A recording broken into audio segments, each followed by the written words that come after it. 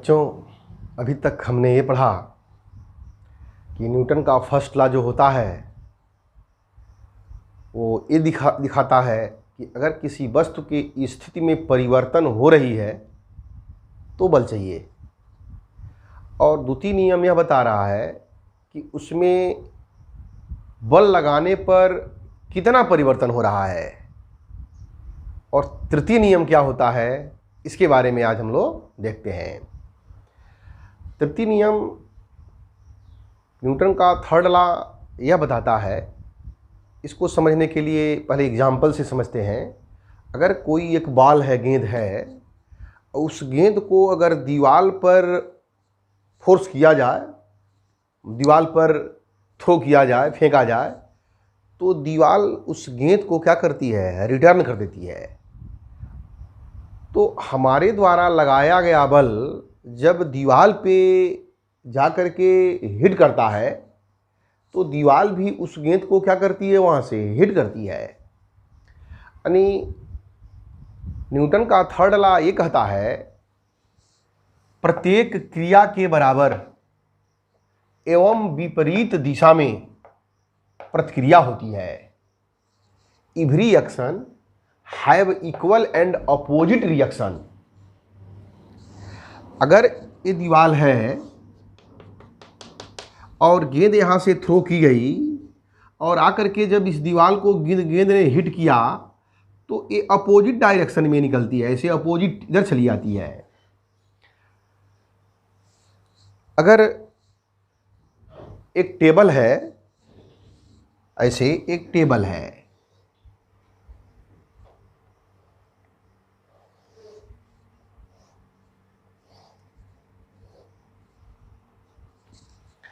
और इस टेबल पर ऐसे कोई एक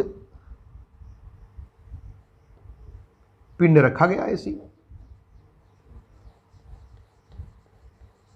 ये अर्थ से ऊपर है लेकिन फिर भी रेस्ट पोजीशन में है। और रेस्ट पोजीशन में कौन होता है, आपको शुरू में बताया गया है। दो तरह के बल, एक होते हैं संतुलित बल और एक होता है असंतुलित बल। जब असंतुलित बल होता है तो पिंड गति करने लगता है, मूव करता है। अगर संतुलित बल होता है तो पिंड रेस्ट पोजीशन में होता है। तो यहाँ पर यह पिंड जब रेस्ट पोजीशन में है तो इसका मतलब इस पर लगने वाले जो बल हैं वो क्या है, बैलेंस फोर्स है, संतुलित बल है। तो अब कहा जाए कि इस पर बल कहाँ लग रहा है, लग रहा है। अगर इस बॉडी का मास m है, द्रव्यमान m है, तो इसका पिंड का भार mg काम करता है नीचे की ओर। लेकिन फिर भी ये टेबल से नीचे गिर नहीं पाता है। क्यों नहीं गिर पाता है? क्योंकि इस टेबल का जो सरफेस एरिया है और जहाँ पर ये बॉडी कंडक्ट कर रही है, इसके अपोजिट डायरेक्शन में एक रिएक्शन फोर्स लगता है जिसे बोलते हैं नॉर्मल फोर्स, लिखते हैं R। इसको बोलते हैं अभिलंब प्रतिक्रिया बल, नॉर्मल रिएक्शन फोर्स बोलते हैं इसको, अभिलंब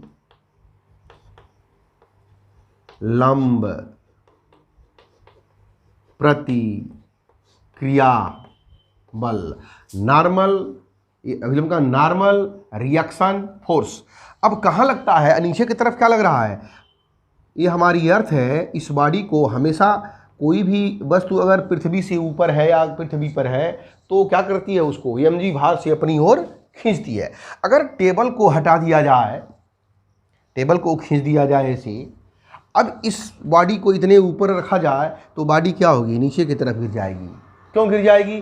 क्योंकि रिएक्शन फोर्स लगाने वाला कौन था, ये जो टेबल है, टेबल का सरफेस था, ये ऊपर की ओर लगा रहा था। और ये दोनों बल बराबर और क्या होते हैं, विपरीत दिशा में होते हैं। और लिख सकते हैं R N = mg। कहीं कहीं पर n भी लिखते हैं, कहीं कहीं पर रिएक्शन फोर्स को R भी लिखते हैं। नॉर्मल फोर्स भी बोलते हैं, रिएक्शन फोर्स भी बोलते हैं। और यह दोनों बल क्या होते हैं, इक्वल होते हैं। यह अगर क्रिया है, यह एक्शन फोर्स है, तो ये क्या कहलाता है, प्रतिक्रिया, रिएक्शन कहलाता है। एक्शन और रिएक्शन, क्रिया और प्रतिक्रिया बल जो होता है वो हमेशा एक साथ उत्पन्न होते हैं। अगर आ जाए कि इसमें से कौन पहले उत्पन्न होता है, कौन लगता, अगर कहीं पर कोई बॉडी टच कर रही है तो उसमें एक्शन पहले लगता है कि रिएक्शन पहले लगता है? तो ये ध्यान रखिएगा, हमेशा एक्शन और रिएक्शन एक साथ उत्पन्न होते हैं, एक टाइम पे उत्पन्न होते हैं, कोई पहले उत्पन्न नहीं होता। उनके बीच में कोई टाइम लैग जो बोलते हैं, समय पाश्यता कोई नहीं होती है। दोनों एक साथ जो है रिएक्ट करते हैं, एक्शन हो या रिएक्शन हो, दोनों एक साथ। अगर मान लीजिए यह जो रिएक्शन फोर्स होता है, जिस सरफेस पे बॉडी टच करती है उसके हमेशा परपेंडिकुलर होता है। जैसे एक एग्जांपल आपको और हम दिखाएं यहाँ पे, देखिए एक एग्जांपल और, अगर मान लीजिए हमारे पास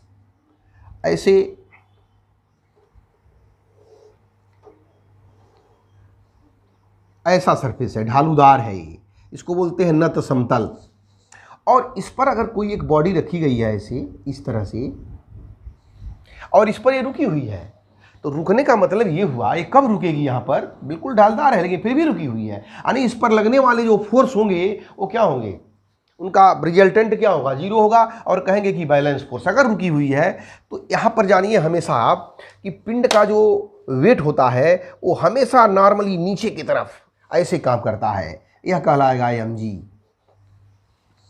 और नॉर्मल फोर्स जो होता है, ये जो सतह देख रहे हैं आप, इस सतह के परपेंडिकुलर होता है, ऐसे परपेंडिकुलर, ऐसे, ये यहाँ पर नॉर्मल होता है ऐसे। इसको चाहें तो हम डॉटेड लाइन से ऐसे भी बढ़ा सकते हैं। ये नॉर्मल फोर्स है, रिएक्शन।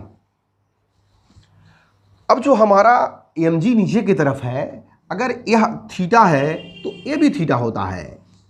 अगर इसको mg को दो घटक में, दो कंपोनेंट में रिजॉल्व करें तो इस डायरेक्शन में आएगा mg cos थीटा, और इस डायरेक्शन में जो आएगा वो आएगा mg sin थीटा।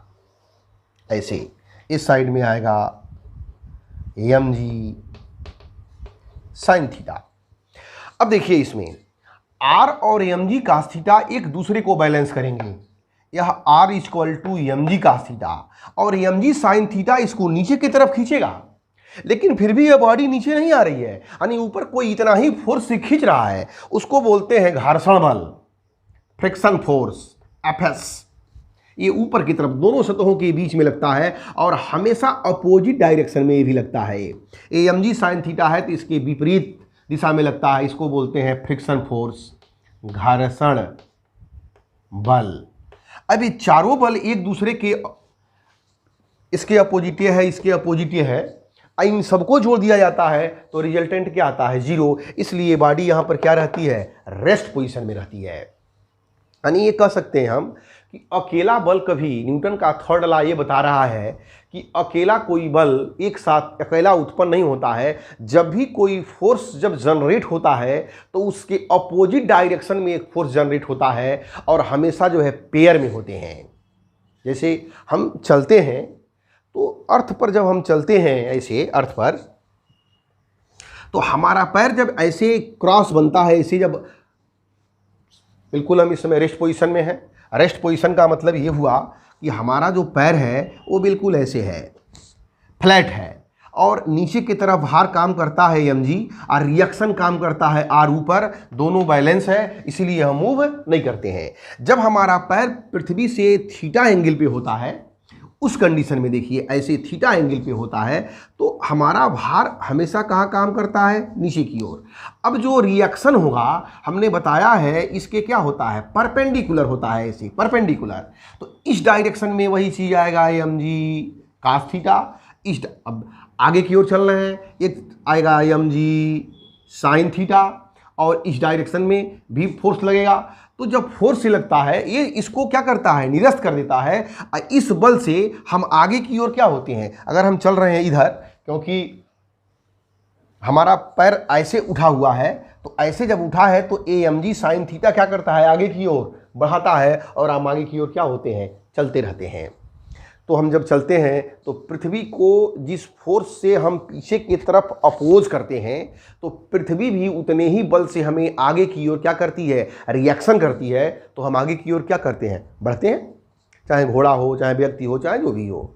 नाव से जब हम कूदते हैं तो नाव पीछे जाती है और हम कहाँ जाते हैं, आगे की ओर चल देते हैं। तो लगता है कि नाव हमको क्या कर रही है, पुश कर रही है, लेकिन नहीं, वहाँ पर क्या होता है, एक्शन और रिएक्शन होता है।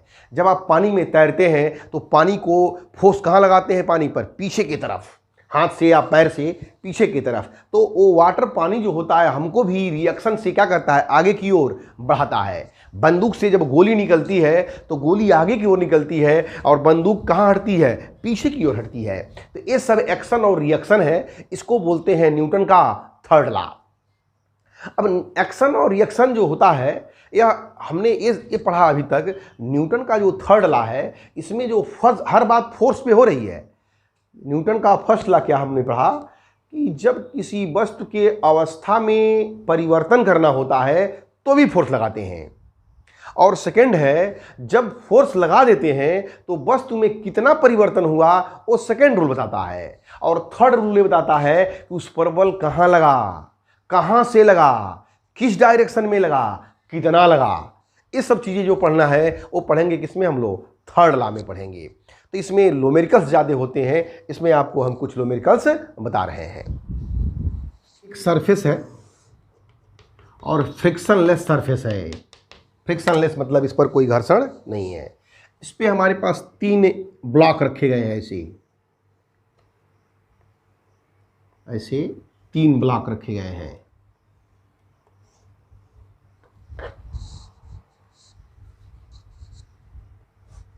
और इसको एक स्ट्रिंग से जोड़ दिया गया है, ऐसे धागे से, स्ट्रिंग से, और यहाँ पर इसको F is equal to 36 newton के फोर्स से इसको खींच रहे हैं। ब्लॉक का जो वेट है वह है, ये 1 kg का है, यह 8 kg का है, और ये 27 kg का है। ऐसे अलग अलग वेट के ब्लॉक है और स्ट्रिंग से जुड़ी हुई है, और F बराबर 36 न्यूटन के बल से इसको खींच रहे हैं। जब इसको खींचेंगे आगे की ओर बढ़ेगा, आगे की ओर जब बढ़ेगा तो इसमें क्या उत्पन्न होगा, त्वरण उत्पन्न होगा। न्यूटन का सेकंड लॉ है, जब किसी वस्तु पर बल लगाया जाए और वह गतिमान हो जाए तो उसमें क्या उत्पन्न होता है, त्वरण, और उस समय फार्मूला होता है F इक्वल टू ma। तो F इक्वल टू आया हमारा 36 न्यूटन। ये जो है दिया हुआ इतने के फोर्स से इसको खींच रहे हैं। तो इसमें पूछा है नंबर 1 कि बताइए इसमें त्वरण कितना होगा, A equal to question mark. और ये डोरियों में जो तनाव होगा, इन डोरियों में 2 डोरी है, इसमें अगर तनाव T1 हो और इसमें अगर तनाव बल T2 हो, तो नंबर 2 पूछ रहा है कि T1 कितना होगा और T2 कितना होगा। बहुत आसान क्वेश्चन। देखिए कैसे इसको सॉल्व करते हैं। हमारे पास देखिए यहाँ पर 3 ब्लॉक हैं और तीनों ब्लॉक पे न्यूटन का सेकंड लॉ लगा देंगे। कैसे लगाएंगे, ध्यान दीजिए। सेकंड लॉ में ही थर्ड लॉ विद्यमान है। अगर इसको हम F बल से इधर खींचेंगे तो डोरी में भी टेंशन लगेगा, तो इक्वल एंड अपोजिट रिएक्शन जो होता है, तो इस साइड में T1 फोर्स लगेगा और फिर इस साइड में इसको खींचने के लिए भी T1 फोर्स लगेगा। इन दोनों के बीच में कितना लगेगा, T2। यहाँ पर कोई फोर्स नहीं है। तो हमारे पास 3, यह मान लीजिए इसका मास m1 बराबर है, यह m2 है और यह m3 है। तो लिख सकते हैं इसको यहाँ पर m1 द्रव्यमान के पिंड के लिए। तो m1 द्रव्यमान का जो पिंड है इस पर 2 फोर्स लग रहे हैं। इस बॉडी की बात हम कर रहे हैं, इसको खींच रहे हैं F बल से, और इसके अपोजिट में बल लग रहा है T1। तो बड़ा कौन है, F है, बॉडी आगे की ओर बढ़ रही है, तो लिखेंगे F minus T1 is equal to F minus T1। इस पर इतना फोर्स लगेगा F माइनस T1, ये अनबैलेंस फोर्स है, तभी बॉडी आगे की ओर बढ़ रही है। तो इस फोर्स में से इस फोर्स को जब घटा देंगे तो ये टोटल फोर्स आया इस पर लगने वाला, यह इक्वल टू होता है ma। तो मास है इसका m1 और मान लेते हैं इसमें त्वरण कितना उत्पन्न होगा, a। जितना त्वरण इसमें होगा उतना ही त्वरण इसमें होगा, उतना ही त्वरण इसमें होगा, क्योंकि एक समान गति से चलेंगे। जिस वेलोसिटी से ये चलेगा उतने वेलोसिटी से ये चलेगा, उतने वेलोसिटी से चलेगा। जितना वेग में परिवर्तन यहाँ होगा उतना ही वेग में परिवर्तन यहाँ होगा, उतना ही वेग में परिवर्तन यहाँ होगा। और वेग में परिवर्तन की दर को क्या कहते हैं? त्वरण। यह हो गया नंबर 1। अब आइए मिडिल वाले पे, m2 द्रव्यमान के पिंड के लिए।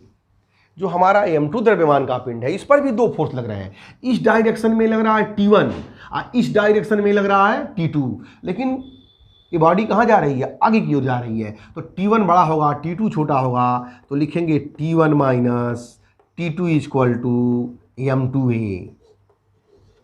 m2a क्यों? क्योंकि F इक्वल टू m में इस पर टोटल जो फोर्स लग रहा है वो T1 माइनस T2 है। यह बराबर क्या होता है? m a।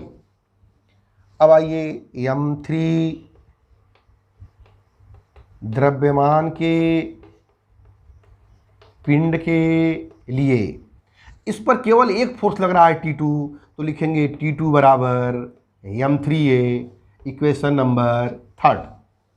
अब सबको जोड़ दें, समीकरण 1 को 2 3 को जोड़ने पर जब जोड़ेंगे तो देखिए क्या आ रहा है। F minus T1 plus T1 minus T2 plus T2 equal to, जोड़ेंगे तो m1a plus m2a plus m3a। यहाँ पर T2 T1 सब कट गए तो F इज इक्वल टू आ गया, ये कॉमन हो गया, यानी m1 plus m2 plus m3। तो एक्सलेरेशन निकल गया, ये equal to F by m1 plus m2 plus m3। इतना ये फार्मूला हो गया। अगर कई बॉडी आपस में अटैच हैं और उस पर जो फोर्स हम लगा रहे हैं वह फोर्स अपान जितने भी बॉडी सबका मॉस दोनों को डिवाइड कर देंगे तो निकल जाएगा एक्सीलरेशन। तो कितना होगा? A इक्वल टू F के जगह पर है 36, 1 प्लस 8 प्लस 27, 36 बाई 8 1 9 7 यानी 36 कट जाएगा। A इक्वल टू 1 मीटर पर सेकेंड स्क्वायर। ये क्या निकल गया? ये एक्सीलरेशन निकल गया। पूछा है T1 और T2, किसी भी इक्वेशन में कहीं भी रख दीजिए, कोई दिक्कत नहीं है।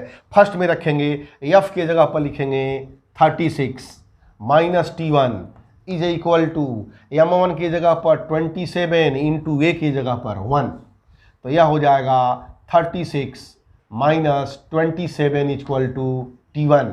तो यहाँ से T1 इक्वल टू आ जाएगा कितना? 9 न्यूटन। T1 की वैल्यू निकल गई। T2 की वैल्यू यहाँ निकाल लीजिए।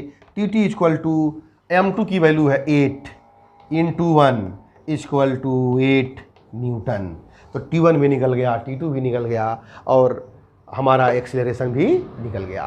तो ये फार्मूला हमेशा याद रखिए, A equal to F upon m1 plus m2 plus एक बॉडी अगर और जुड़ी हुई हो तो क्या हो जाएगा? यहाँ पर m4 m5 m6 ऐसे निकाल लेंगे।